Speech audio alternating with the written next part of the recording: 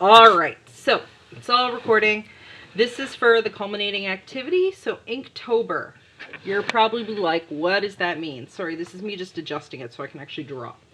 Like I said, the drawings are 3 drawings per day is the goal, 15 drawings in total, with a minimum size of 15 centimeters by 15 centimeters. So this is my sketchbook. What I'm going to do first, before I do anything else, is take my ruler and do very, very light lines and measure out 15 centimeters by 15 centimeters. Like I said, this isn't like a hard and fast rule, so I'm not going to sit there and be like, this was wrong, you only did like 14 centimeters. This is just a general idea to give me what, like a size that I'm going to be working on. Now materials, I've got my pencil ready. I've got my inking pen. There's a couple of things that I have that you're not going to have, so I'm just going to throw those down there for people who are interested. But again, not an absolute requirement. And let me see if I can find my Sharpie pen so that I could do this in probably a material that a lot of you would be using. So let's see if it's swinging around here anywhere. Does not look to be. I tend to lose things. So I'm just going to use my own pens, but I have done this with a Sharpie pen as well, and it works just fine. So for me, pencil, obviously. This is a 0.05 micron, so it's a very, very tiny one. I'm not expecting you guys to go into crazy detail, but I like to. This is a 0.2, which is about the same size as a Sharpie. This is a black pen that I think I just got this one on Amazon. They're Japanese ink pens. They're usually used for Japanese calligraphy, but they're really good for shading. And this is my all-time favorite pen. This is a Pentel ink pen, and it's literally a brush pen. So it's a brush, it's got like a cartridge of ink in the base, and it's just good for filling in large areas. Now, if you are using an actual Sharpie marker like this, obviously, oh, there's my Sharpie pen. Obviously not that, because that would be bad. Make sure that you put a piece of paper under your paper. These things bleed, okay? Like, so they will go through the paper. And this is just a normal Sharpie pen. So for the sake of this, I'll probably use this more than anything. But again, we're looking for that tip. So if anybody needs a pen, it's that tip that you're looking for, that really, really fine tip, and in black.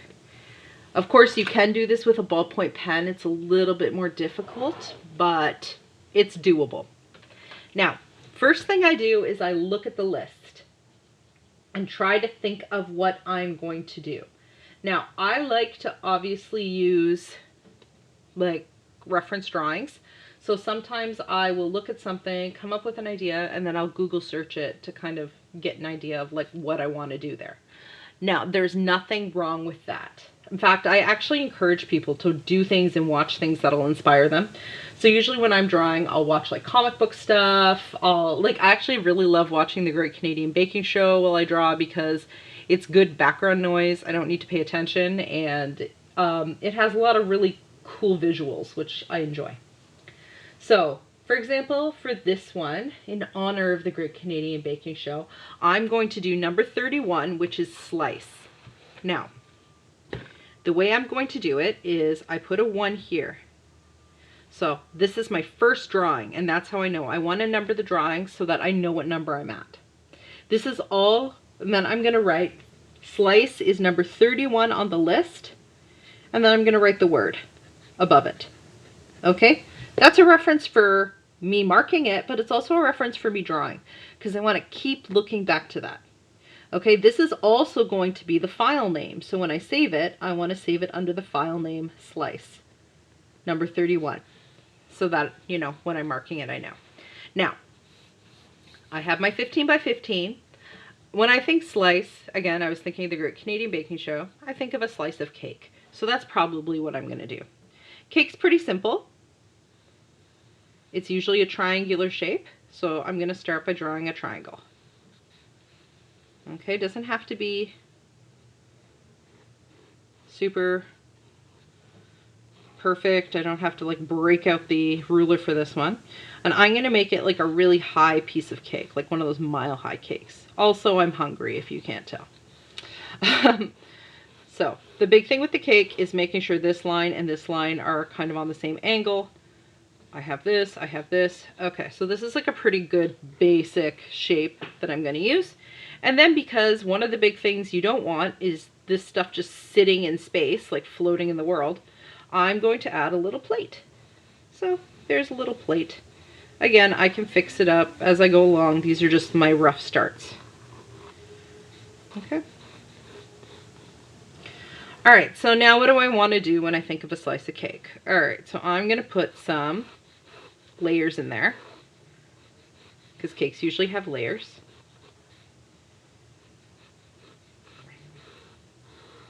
It also gives me a good opportunity, if I have layers, to put some texture. Okay, this is icing in my mind. So icing is going to sit above the cake. It's not going to just be there. Okay, it sits over top of the cake. So I'm just going to add that in and then smooth out these edges.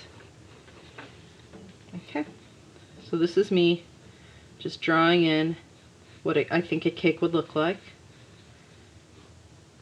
And then there's always icing at the side too, so I'm going to put that in.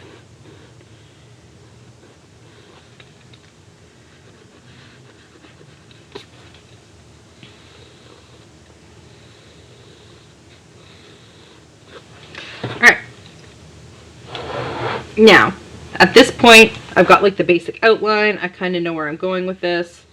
So now I want to add the decorations and things that would make a cake a cake. So I'm going to put those like fun little, icing things that they usually have on the sides of cakes like this. I'm just looking at the shape. Like, I'm not even looking at an item. I'm just honestly going by my memory of what a cake looks like. So it's been a while, so I don't know how accurate this actually is. Okay, then just erase this line that goes through it.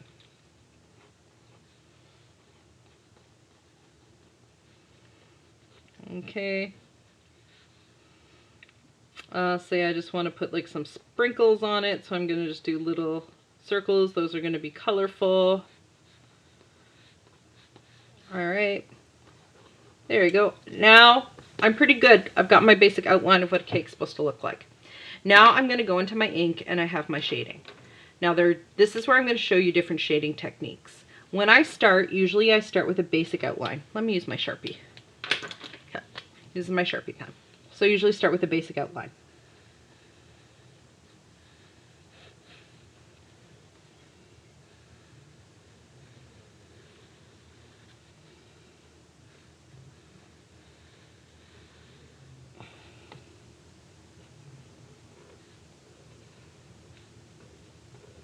Okay, this is why I did the pencils first, so that I don't mess it up. I just kind of follow the pencils that I've got there. And I'm going to show you a bunch of different techniques on this one drawing.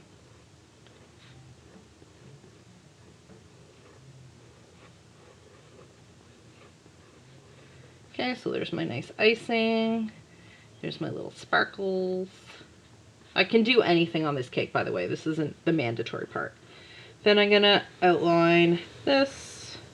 Again, cakes aren't even, so I don't really have to worry about being like super perfect with this.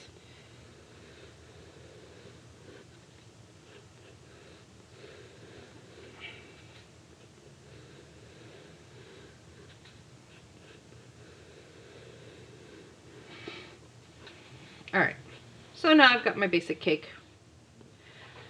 Now what am I going to do? Now, we talked about it, I need to shade this thing. So there are different shading techniques that we learned when we were doing our initial shading. One is hatching, which is straight lines, cross hatching,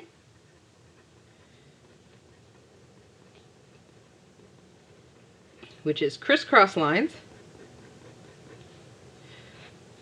scumbling,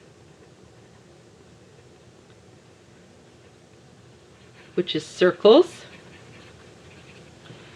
Okay, pointillism or stippling, which is dots. And then we also learned one other thing. Outline.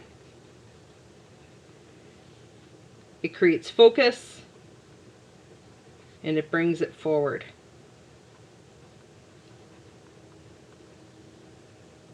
Alright, so these are the basic shading techniques that I would use. So obviously you do not write these onto your page when you're doing the actual work. I'm just doing it because this is a demo. So these are the techniques we generally use in ink.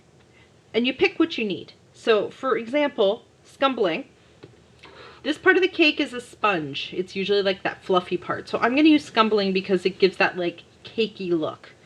So what I'm going to do is decide, okay, so if my light is coming from here, light source, it's coming in like this, then this area is going to be dark. So I'm going to start there. And I'm also using it to create texture. Remember, I want this to look like an actual cake. So I'm going to use that little scumbling thing.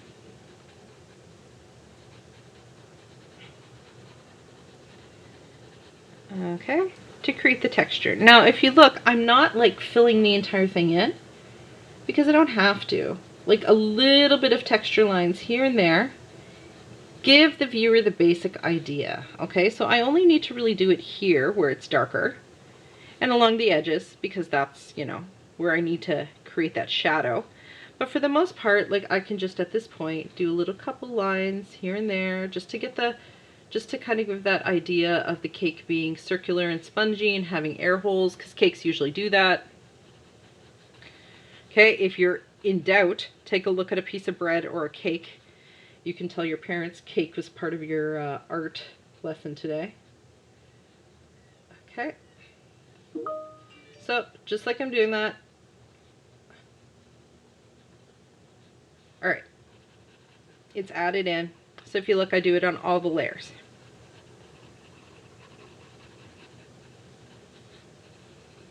Okay, so this is my scumbling. Again, that circular look. And I'm using it because it is the best look in my mind for the texture. Now, that doesn't mean I'm stuck with scumbling. I can add other things to it. So this, for example, is not cakey. This is icing. So I'm going to use hatching because I've used lines here already. I can add those lines. Like I said, the light source is here, so the back will be pretty much a darker area. So I'm just going to go to the areas. I don't want it to look like hair, so I don't want to like go too hard on it in the same way I would with hair, but I'm just going to do a little bit of line work, see, to make the corners, to make it look like there's some shadow in there. Okay, and that's just me using straight lines, and just like the technique, the corners, wherever you overlap the straight lines, that's going to be a little bit darker.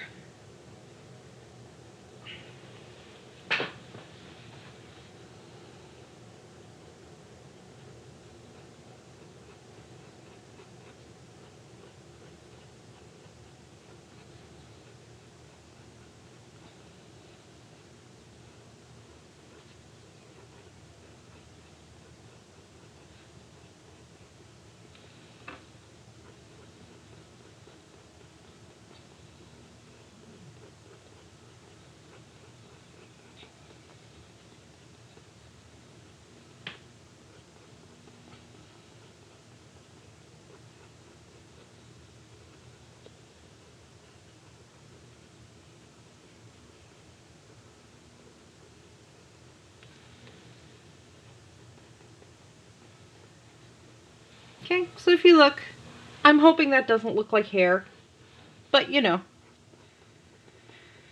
part of the thing with ink is if it does, I just have to work with it.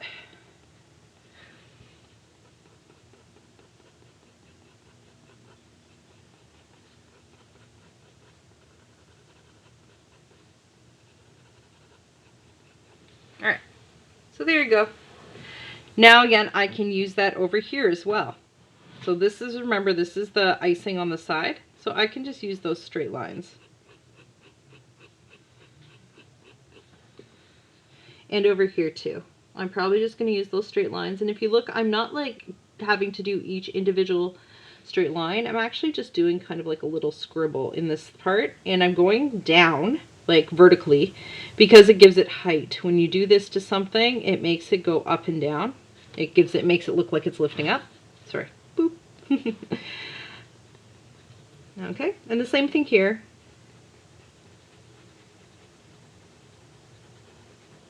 right under those little icing. I can do the lines. Okay, so my cake's fairly well shaded at this point. If I were to like hand this in, if I were you guys and I would hand this in, like I'd probably give this pretty close to a 3, if not a 3. The only thing that would make it a true 3 is I have to outline the plate. So again, it needs to be sitting on something. It can't just be like floating in the middle of the air. The plate doesn't have to be like intensely good, but it has to be present. So this is just me creating something that it's sitting on. So maybe it's not a plate, maybe it's a platter. Okay, because it's sitting on it, obviously it has weight and a shadow, and the shadow's on this side.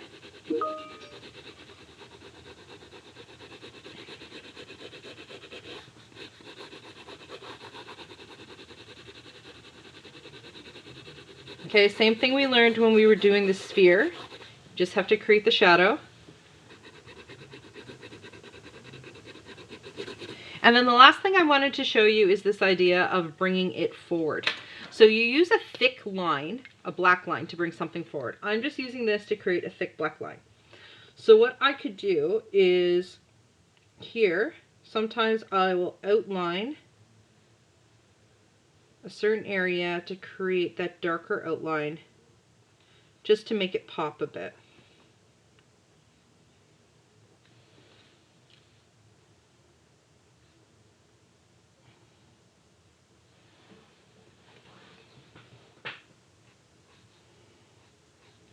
Okay, so if you look, I'm not outlining the entire thing.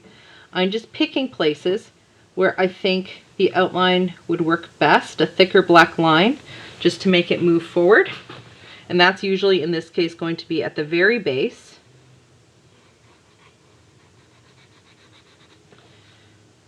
Over here, because it's closest to my eye. And then over here. Okay, just the areas that are closest to the eye that need to pop. You could also theoretically do it like right here around the plate and the platter, because that's the closest thing to the viewer, but it's not mandatory. So that would be a level 3. If you look, that has taken me about, it looks about 10 minutes. Again, you are going to have to do about 3 of these at this level a day. So, and I'm giving you the entire break to do it. So each block, try to aim for 1 finished drawing. You want to have the item. You want to use at least 1 technique. I've used a bunch to just show you how, but there's a bunch of different techniques right here that you can use. And you want to make sure it's sitting on something. You don't just want this item floating in the middle of nothing. You need to make sure that it is situated on the page and that it's big enough. So if you look, that's big enough, properly labeled. I would be ready to submit this, and I'd give it, if I were marking it, a 3 out of 3. Because it has all of the things I need. It's visible as a slice.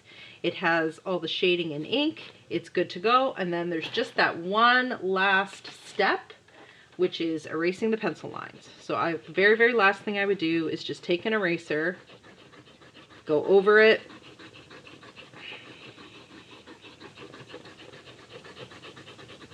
okay, get rid of all the pencil lines, and you're good to go. So that's pretty much the expectation of the culminating activity.